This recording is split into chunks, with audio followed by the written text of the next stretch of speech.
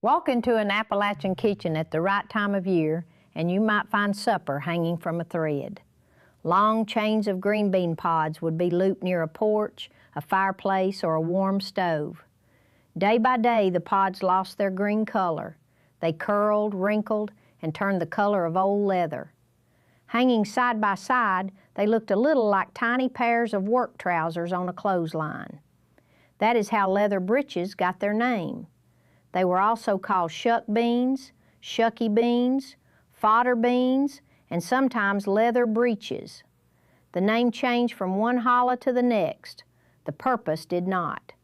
A bean that would spoil in summer could come back to the table months later, pod and all, with a flavor deeper than a fresh bean and different from an ordinary dried soup bean. This was not a jar of canned green beans. It was not a handful of shelled pintos either. The whole bean pod was dried. When the time came to cook it, the hull softened again around the plump bean inside. The pot turned dark and savory. The broth, or pot liquor, carried the taste of the pod, the seed, and whatever seasoning the cook had chosen. The old method looks almost too simple. Needle, thread, beans, air, time. But simple does not mean careless. The beans had to be sound. Their strings had to come off. Air needed room to move around every pod. The drying had to finish all the way through before the beans were put away. Moisture left behind could ruin the work. Today, we can keep the old idea without pretending every old kitchen method is right for a modern house. We have controlled dehydrators, current blanching guidance, and better containers for keeping moisture out. I will show you what the traditional household was trying to accomplish, what drying does to a green bean, and how to make a modern batch without guessing at the important parts. Then we will bring those hard, wrinkled pods back to the pot. That is where leather breeches prove themselves. They were never meant to be cabin decoration. Before the needle comes out, though, we need to choose the bean. Not every green bean behaves the same way. Modern grocery beans are often picked young, smooth, and tender. Many are bred to be stringless. Appalachian gardens have also kept pole beans and half-runners with larger pods, fuller beans, and a real string along the seam. If you cook or dry the pod without pulling it, you may find a tough little cord in the finished dish. West Virginia growers have saved names such as Coal Camp and Fat Man. Other families know greasy beans, cornfield beans, fall beans, and half-runners. Those names may tell you about a bean's shape, season, shine, or family history. They do not produce one official leather breeches bean. What matters is a sound pod with enough body to survive drying and enough mature bean inside to reward the long cooking later. A pod already spoiled, moldy, or badly bruised should not be rescued by drying. Preservation begins with food worth preserving.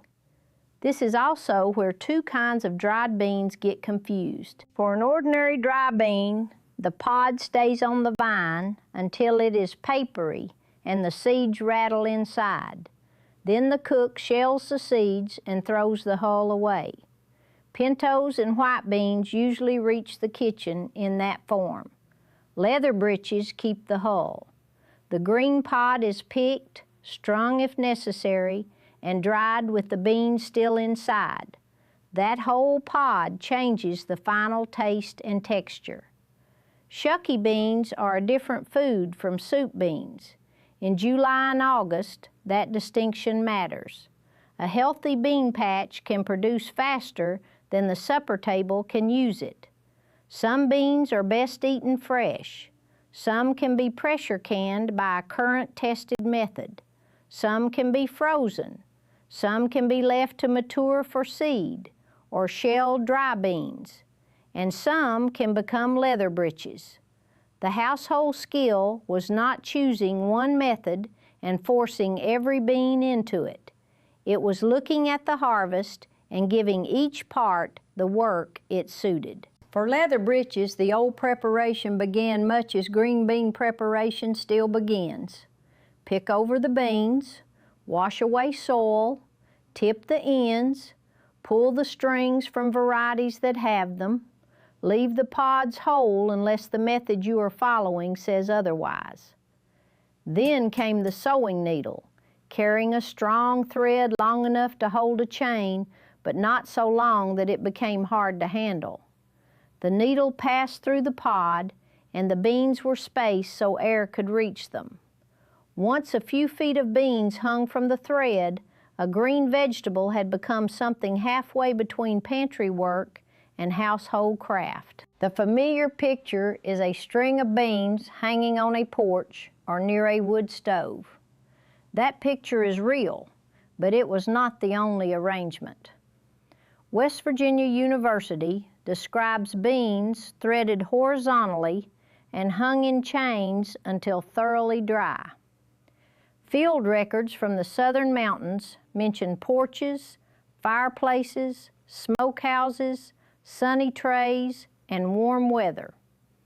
A National Register record for the A.J. Wright Farm describes beans in the hull drying under a quilt stretched over an A-frame rack near the fireplace in the 1920s and 1930s. These households worked with the building, the weather, and the heat they had. A dry spell on an open porch was not the same as a damp week in a closed modern kitchen. The historical method depended on judgment that rarely fits into one sentence. Threading kept the beans from lying in a damp pile. It exposed most of each pod to moving air. It made the harvest easy to lift, inspect, or move out of the weather. It also required little equipment. A household did not need a shelf full of jars for every bean in the garden. The work still took attention. Fresh beans contain a great deal of water. At first, the threaded pods would be heavy and bright. As water left, they became lighter. Their color dulled. The skins tightened around the swelling beans. A chain that once sagged with green weight became dry enough to rustle. If two pods pressed flat against each other, moisture could linger between them. If the air turned humid, drying slowed. If beans were packed away before the centers were dry, that moisture had nowhere to go.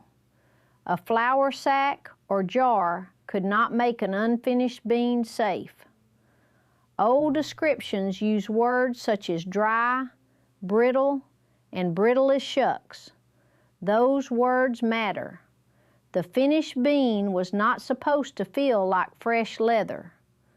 The nickname describes its wrinkled brown appearance, a vegetable ready for dry. Storage needs to be dry through the center. Once finished, households might leave the beans on their strings, slide them off into a sack, or put them into a dry container. Later, a cook took down what the pot needed. In a winter kitchen, that string was summer held in another form. There is a temptation to copy the picture and stop there. Hang beans by the stove, wait until they look old, and call the method authentic. That misses the harder lesson. The old cook was managing moisture. Water moves from the wetter center of the pod toward the drier air around it. Moving air carries that moisture away. Heat can help, but too much may dry the outside before the inside finishes. Humidity slows the exchange. That is why the modern dehydrator is useful. It does not make the tradition false. It gives us steady heat and moving air in houses and weather that may not behave like the old drying place. If you want to make leather breeches now, begin with current vegetable drying guidance and the instructions for your own dehydrator. Choose fresh, sound beans. Wash them in cool water, trim the ends, and remove the strings. Keep the preparation uniform so the pods dry at roughly the same rate. Then blanch them before drying. The National Center for Home Food Preservation treats blanching as a necessary step for vegetables headed to the dehydrator. A short, measured exposure to boiling water or steam slows the enzymes that would keep changing color, flavor, and texture in storage. It also helps moisture leave during drying and return during cooking. Use the blanching time in the current drying chart, not a time remembered from freezing or canning. The Center's drying publication lists about 2 minutes in boiling water for green beans, or about 2 to 2½ minutes in steam. Start timing as directed, work in manageable batches, cool the beans only briefly, and drain them well. You can place the beans on dehydrator trays without thread, which is simple and efficient. Or you can thread the prepared pods and arrange short chains so air can still move around them if your dehydrator design and manufacturer instructions allow it. The thread carries the old visual language. The machine supplies the controlled environment. Do not crowd the trays. Keep the beans in a single layer with room for air to pass. The drying chart gives a broad range of roughly 8 to 14 hours for green beans. That range is not an alarm clock. Bean size, starting moisture, humidity, loading, and the dehydrator itself all change the time. The end point matters more than the estimate. Cool a test bean before judging it. Warm food can feel softer than it will after cooling. A dried vegetable should be brittle or crisp. Bend a thick section and look for a soft center. Check the fattest pods, not only the thinnest ones. If you are uncertain, keep drying and check again. Let the finished beans cool before packaging, but do not leave them exposed long enough to pull moisture back from humid air. Put them into clean, dry, moisture-resistant containers. A glass jar makes inspection easy. Label the batch with the date and the method. Store it in a cool, dry, dark place. Look at it now and then. Moisture beading inside the container means the food was not dry enough or has taken moisture back in. Food that is damp but not spoiled may be re-dried promptly under current guidance. Moldy, dried food belongs in the trash. Do not pick around the mold and save the rest. This is also a good place to separate drying from canning. Green beans are a low-acid food. If you decide to can plain green beans instead, use a current research-based pressure canning process. A boiling water bath, a warm oven, or a lid that happens to seal does not make plain green beans shelf stable. That warning simply keeps 3 different preservation methods from being blurred together. Dry beans until brittle. Freeze beans by a tested freezing method. Pressure can plain green beans by a tested canning method. Each path has its own preparation and end point. Once the leather breeches are dry and protected from moisture, the busy part is over. The bean can wait. The cook's work begins again when the pot comes out. A dried leather breeches bean does not look promising. It is thin, curled, and brown. The pod that once snapped between the fingers now feels hard enough to break. This is the payoff of drying, but it is not how the bean will be eaten. First, remove any thread and look over the batch. Rinse the beans. Traditional accounts commonly soak them for hours or overnight, then cook them slowly in fresh water. Follow a reliable recipe for the amount and timing, because mature pods and bean varieties soften at different rates. The change in the pot is worth watching. Water returns to the dry tissue. The pods loosen and swell. The beans inside become plump again. Their color will not return to garden green, and their texture will not pretend to be a freshly picked snap bean. Leather breeches are their own food. Many Appalachian cooks seasoned the pot with side meat, salt pork, bacon, or a ham hock. Others used what the household had. The meat was seasoning as much as centerpiece. It gave fat and salt to a pot that needed long, patient cooking. A modern cook can choose another seasoning and still respect the method. Onion, a little fat, or a savory broth can support the bean. Cook until both the pod and the bean are tender. Adjust salt with the recipe and the meat in mind. A salty piece of pork may contribute plenty as the hours pass. The finished pot is darker than fresh green beans. The flavor is often described as rich, concentrated, or almost meaty. Some of that comes from the mature bean. Some comes from the dried hull. The long simmer brings it together. Cornbread belongs nearby for a reason. It catches the pot liquor. Sliced onion or a sharp relish can cut through the soft, savory bowl. One preserved vegetable becomes a cold weather meal when the table supplies contrast. This is where the old name stops sounding quaint. A pot of leather breeches is not an imitation of summer green beans. It is a second use for the same crop. Fresh beans have their bright snap. Shelled dry beans give creamy broth and soft seeds. Leather breeches carry the pod, the mature bean, and the taste of drying together. That difference helps explain why the custom lasted after jars, freezers, and grocery stores became easier to reach. Economy mattered, but so did flavor. A useful food had become a wanted food. That is the point every preservation method hopes to reach. A thing kept is not truly saved until somebody wants to eat it. The easiest way to misunderstand old household thrift is to count objects. One needle, a length of thread, a basket of beans, very little cash spent. But the real resource was attention. Someone had to know which bean was ready, which pod was sound, and which variety needed stringing. Someone had to notice the weather, the heat, and the movement of air. The drying beans had to be checked before they were put away. Months later, the cook had to allow time for soaking and a long simmer. Leather breeches were simple because the household understood the work.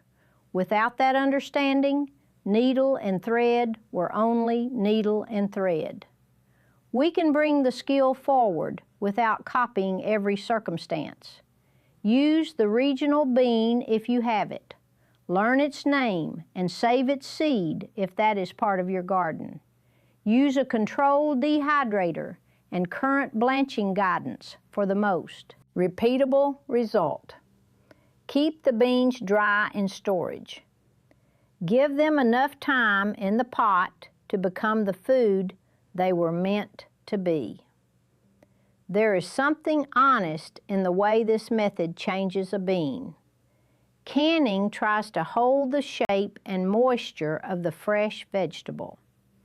Freezing tries to pause it. Leather breeches let it become something else.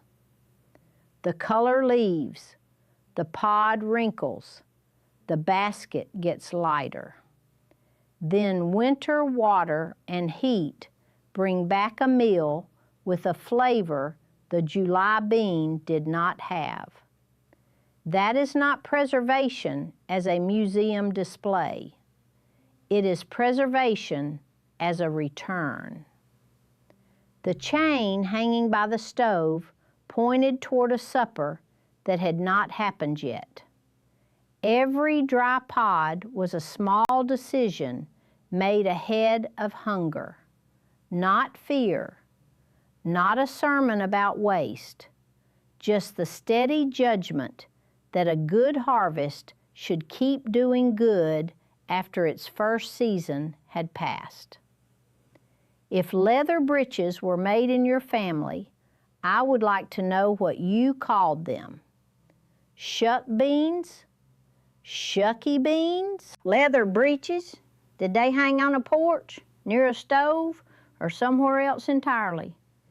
And what went into the pot when it was time to cook them? Those details matter because there was never one mountain kitchen. A name that feels ordinary in one county may sound strange in the next. One family remembers a smoky piece of pork. Another remembers onion, cornbread, or the smell that met them at the door. For anyone meeting this food for the first time, begin small. Read the current drying guidance before you pick the beans. Choose a batch you can watch closely. Write down the variety, the blanching method, the drying time, and how the finished pot tasted. That record will teach you more than a romantic picture of beans on a string. July does not last. That is why the old kitchens paid attention while the vines were heavy. Take good care of what your garden gives you. I will leave the lamp lit.